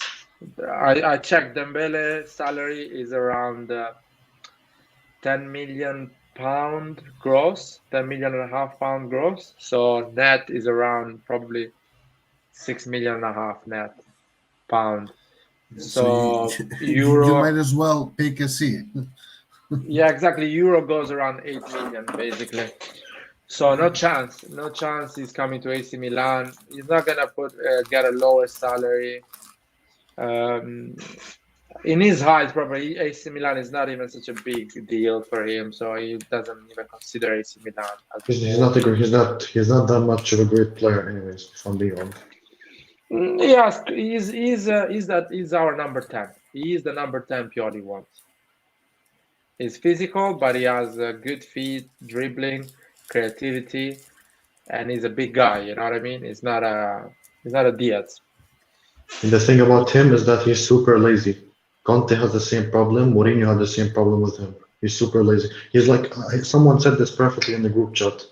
He's the lazy version of Kessié, if in some ways. And I don't really want that. I want a cam that would really pressure and be aggressive always. Ndombele is not that type of player. He's very gentle. You know what I mean?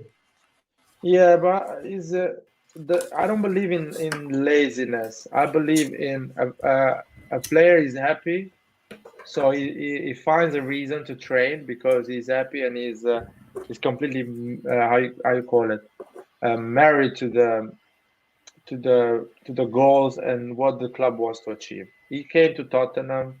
The team was bad managed. Managers got fired and new managers come in. So he never felt like is his place. If he goes to another place, he can perform better.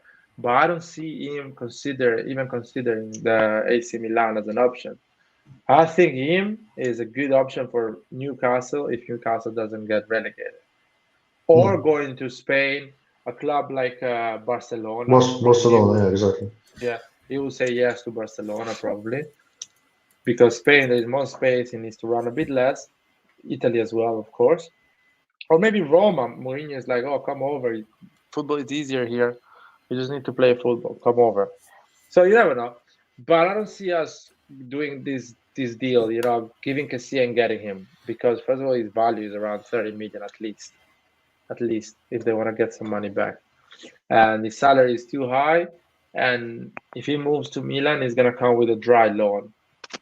Like just for 6 months to be an option as a number 10, but not as an holding midfielder. And yeah, that's it. That's it for me about Dembele. I don't think it's happening. And if it's happening, I have like feelings are normal. Like I'm not excited or I'm not sad. It's just let's see what happens. If it happens. Yeah, because Frank Kessié needs to let the management know his outcome before the end of this transfer market. So if he goes for free, we'll lose. But again, Tottenham, according to Antonio Conte, he wants him ASAP. So Tottenham might come back again. Probably that they might give us Cancelo for Frank Kessié. Who? Sorry? Leo Cancelo, the Argentine. Lo Celso.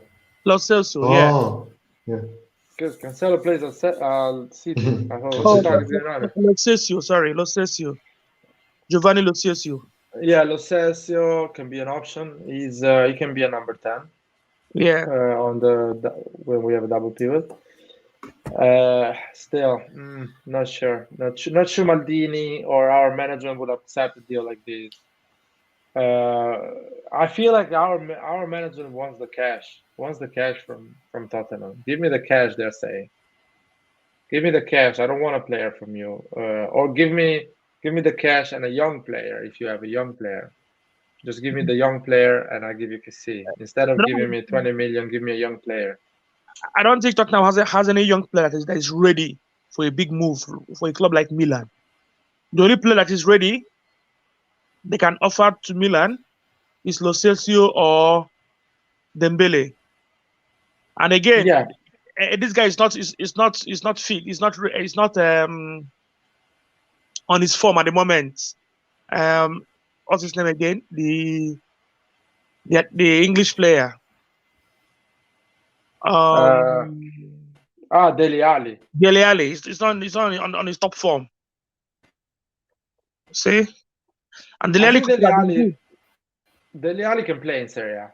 I think Dele Alli can play in Serie A. Is a guy that he needs to be happy and be part of the team. He can play. It's never gonna be a world class player or a top player. It's never gonna be that. But he's a lazy player. He's lazy. It's not someone that can work with the team. He Yes. likes to receive the ball, not to fight for the ball. Yeah. Is when we don't have the ball, he doesn't run a lot. That is true. Again, I don't think Dele Alli is happening. I see a young players that Tottenham has that can happen is they have a defender, Tanganga. He's an English defender. He's 21 or 22. I think it's 23 now, yeah. The problem with him, I think it's lack of experience, but he's very rational with his decisions. On his day, he's a good defender, but he gets a lot of red cards, and he's a bit inconsistent. I think he's similar to Tomori on the type of player. I don't know if he can play center defender. I doubt that. I think He can. He can. He used to play as a center back primarily, but with Tottenham, they prefer him as a right back. Okay, so I don't know how tactically he can be. I don't know, educated to learn and to play in Serie A. But he can be a good, an interesting option. But he has a value that still is not 20 million. So if we give Kessié in January and they want to save some money, and they give us Tanganga, probably we need to give another 10 million to Tottenham. And I'm not sure that is a player Conte wants to get rid of. So I'm just speculating here. It's just me knowing a bit of Tottenham players, and that is a guy that can work for us. Another player that I like about Tottenham is that kid that he came from. I don't know. I think he came from Sevilla. Our Brian Hill. Yeah, Brian Gill. I think he was from Sevilla, but he's 19 years old, if I'm wrong, or 18. He's really young. Yeah, he's 19. 19 years old. That is the right wing we are looking for. That is the right wing we're looking for. Let's be honest. Yeah, Or the number and 10. he can play as a cam as well. He's really good. But Tottenham is not gonna get rid of him. No way. See, Tottenham not gonna get rid of him, but if he doesn't get in the Conte system, or which they is give us the right winger that came from PSV. Is it Brevin or so? What? I can't pronounce his name. The Dutch guy. The Dutch Yes. guy. Bergwijn. He's not starting. And Lucas Moura is the starter. Yeah. For right wing. Bergwijn can be an option for an attacking solution for us. Yes. Again, I'm not sure Conte wants to get rid of him, and I'm not sure Tottenham is willing to get rid of him for less than what they bought him, because they bought him 40 million pounds, if I'm not wrong. So I doubted that he can go on the deal, Kessié deal. So we need to pay some extra money for him. Because I'm assuming Tottenham is willing to evaluate Kessié 20 million. And to get Kessié, they can put a player, and the player they're going to put, he has a higher value than Kessié in 6 months, because of the 6-month contract. So we have to pay anyway some money.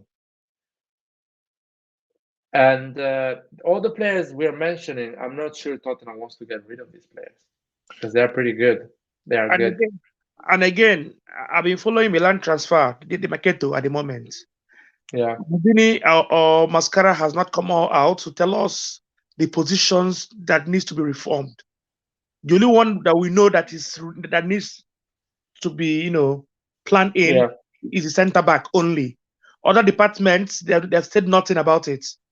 So I don't think there'll be any major transfer this January. Yeah, I feel the same, man. I feel like we're gonna get a centre back on loan from Lazio or some teams like this for the next 6 months, and that's it. And Kessie Tottenham thing, it's not gonna happen because I'm not sure Kessie wants to go to Tottenham. But again, they said Elliott made the transfer available for a centre back. But I just read something that sounds so unrealistic. They said that Milan sold Milan, and now they're renting it.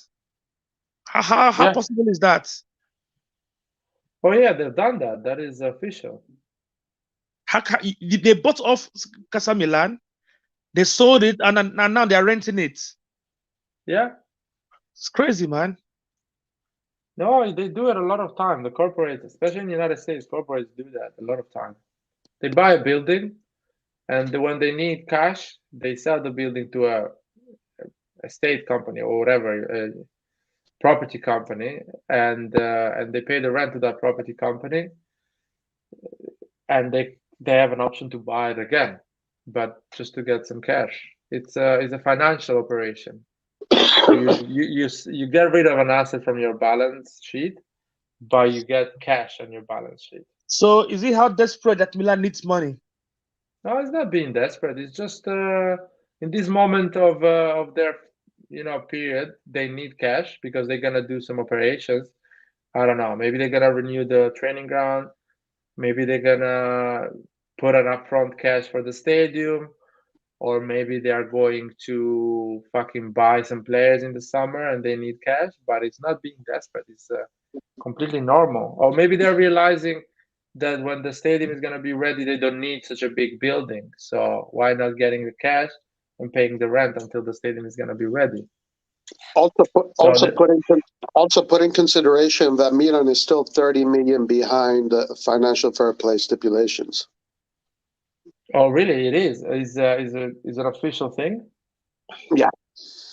Milan still does not make as much as they spend. So we're still 30 million behind. I'm not. What is the source? Sorry.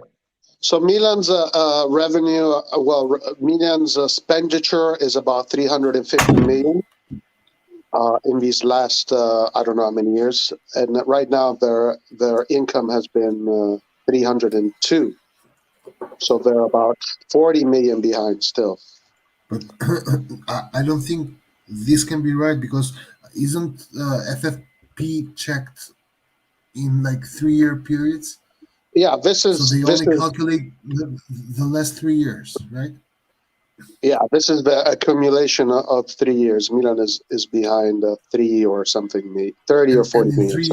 In 3 years, we've only made 300 million euros of revenue. No, it makes no sense. It makes no sense. Well, the article was on was one of those Sempre Milan articles, and so basically, it's Milan. It's Rohit, man. It's Rohit, right? Rohit wrote it, right? So according to that article, Milan is still behind as far as financial fair play stipulations by 30 or 40 million. I'm not sure. I mean, I respect Rohit, and probably he's done his research. But I'm not sure financial fair play it works like this in terms of revenues and cost, and it's a bit complicated to explain. Financial fair play is maybe it's the Serie A financial fair play because even the domestic leagues have an internal financial fair play as well. No, this was specifically UEFA. I don't know if it's the UEFA one. You can't spend more than what you make. That's the whole point of financial fair play. Also, I think the financial fair play thing was already done in October, right? They make it in 3 year periods, and Elliott has been the owner ever since our ban and ever since the other owners have like Yeah, sold Milan or exactly. let go of And Milan. So they have already done this in October, and if there was any issues, we would have known about it. another thing is, Roy, we were minus 90 million. We closed our year, financial year, with minus 90 million. We had basically a revenue of 270 million, and we spent it, and our cost was 370. So basically, we had to cut all the salaries, get rid of Donnarumma, and Yeah, all these things. exactly. So now we are minus 30 million, but that is not for the financial fair play. Guys, don't tell me, man. This is what I guess the numbers they put together. I mean, That, you guys can see whether these numbers are true or not, but that's what. no, it's true that we are minus 30 million. That our business makes 30 million less that we should make to be on break Right now. even every year. Right now. Right now. Yeah. But I don't think that affects the fact that you can spend or cannot spend. And again, No, I'm not saying that, but I'm just saying it's something to consider. We have like 25 sponsors. We have the highest number of sponsors in Serie A. Sorry, the sponsor? What sponsor? Sorry. According to what I read, I heard Milan has like 25 different sponsors. Let me see if I can find that article, and then we can go through it again. Yeah, you can find it. I read it somewhere that Milan has more amount of sponsors in Serie A. Mm-hmm. Yeah, we raised our sponsorships, and congratulations to Gazidis. against Salemekas. He won the December play of the month. December player of the month of Milan. Of Milan, yes. I'm not gonna congratulate him for that. I'm not congratulating anyone that wins the trophy, the internal trophy. That's not a real trophy. And probably supporters vote for that, or yeah, I think people that voted were mainly AC Milan fans. He came first. I mean, I love the guy, and I'm congratulating him because he plays for AC Milan, but not because he win that. Okay, it's in the private chat. The link is in the private chat. Let me see here. Okay. Okay, the link. Yeah. I'm gonna just do this 1 second. So what I'm gonna do is I'm gonna open the article. Right. I'll read it later on. So here we go. The article is here.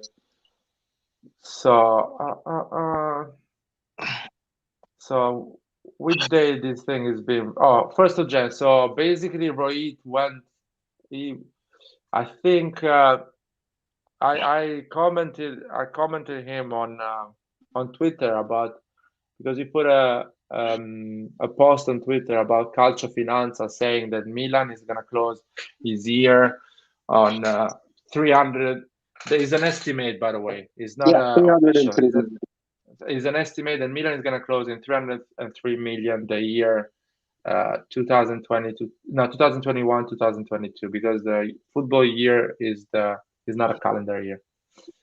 And I actually answer him. I say, how come the previous year without stadium money and without Champions League money we made 260 million revenue, and this year with the ticket we're selling for the stadiums and the Champions League money we're making just 300 million? Why we have just an increase of 40 million when just the Champions League money is 45 million? Yeah, 44 million. So if you consider the Champions League money, you go for 300 million revenue. If you consider the tickets, another 30 million in the entire season, you go for 330 million revenue at the end of the year. So I'm a bit skeptical with this projection, I would say. So a raise of 43 million from the year before. The financial fair play assessment period was set from 2018-2019 season to 2020-2021. What for COVID regulation? Okay, no. Sorry, one second.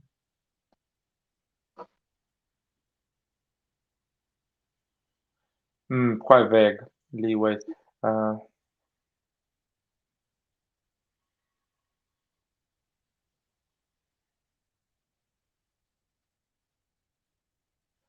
Okay, cut their loss. They already cut their losses a lot. They cut Sorry, their Matt, losses. can you pause the ad because Macy Milan is going to give us a copyright.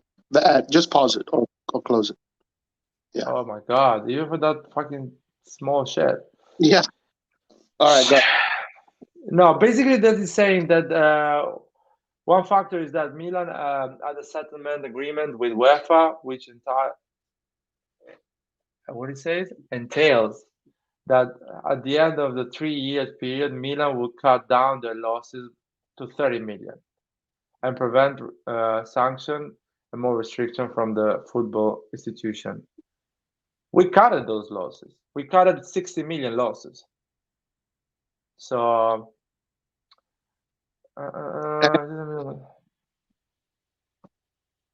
So you don't think it's going to be a problem, the financial fair play?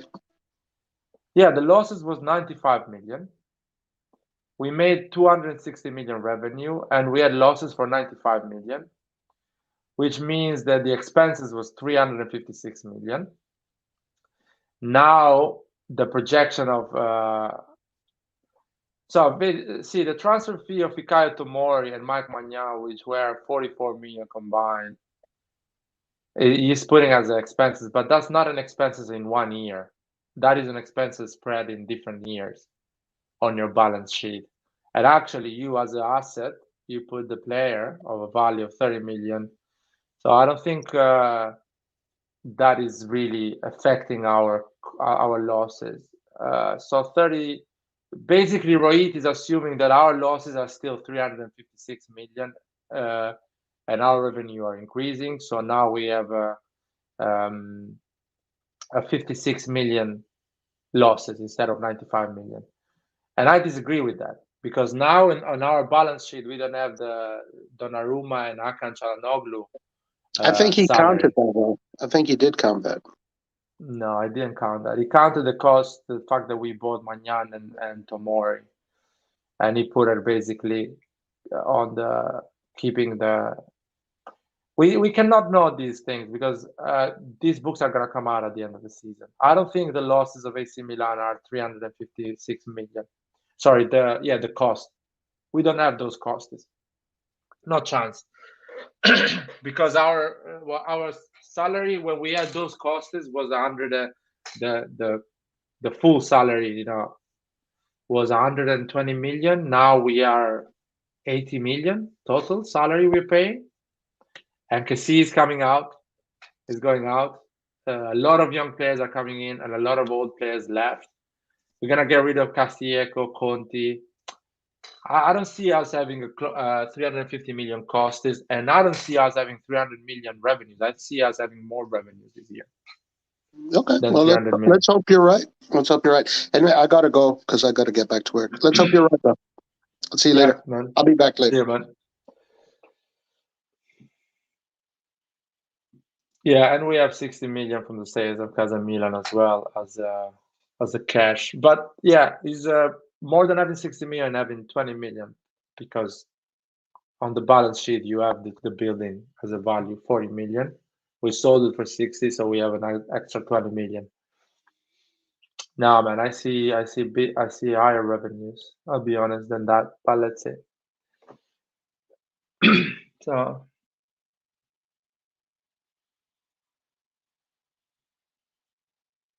Actually, he's saying that because we're gonna have 30 million losses. He's actually saying that we're gonna have more freedom in the market and spend more money.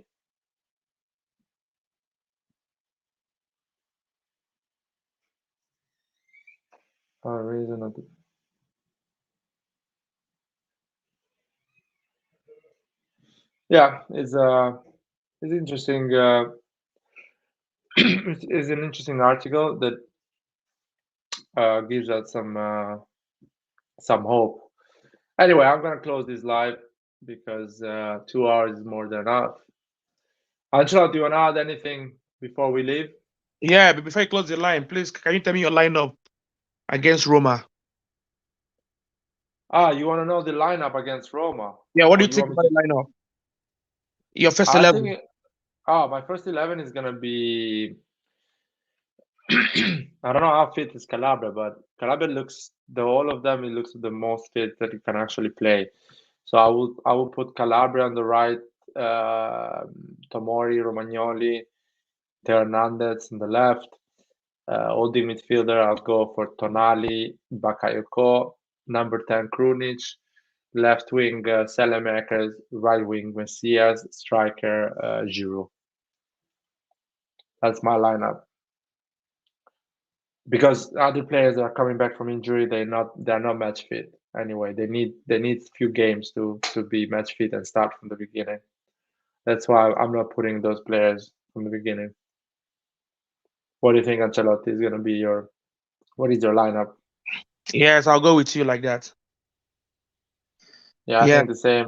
Yeah, I'll go with you in that way. Yes, I'll go with you. Then in the second half, then you can substitute and bring in players that can change the game for him. Yeah, I'll go with you.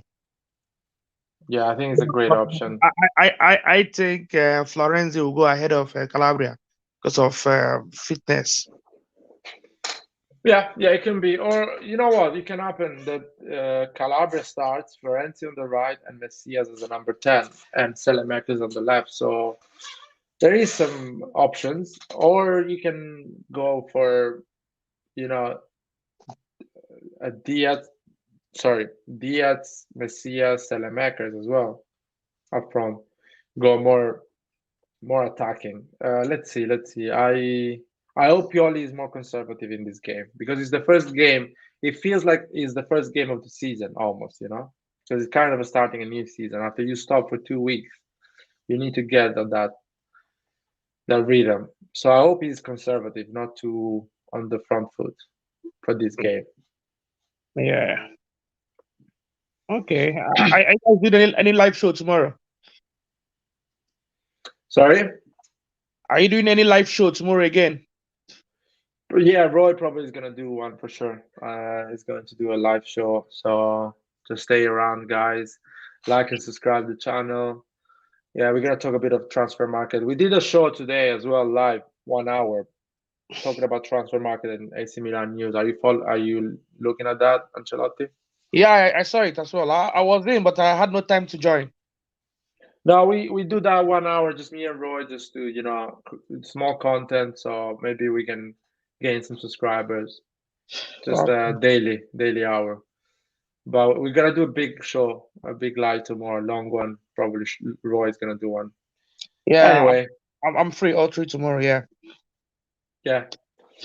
Let's say Forza Milan. Thank you guys for following us. Subscribe and stay around and stay safe, by the way. And Happy New Year. Happy New Year. Bye.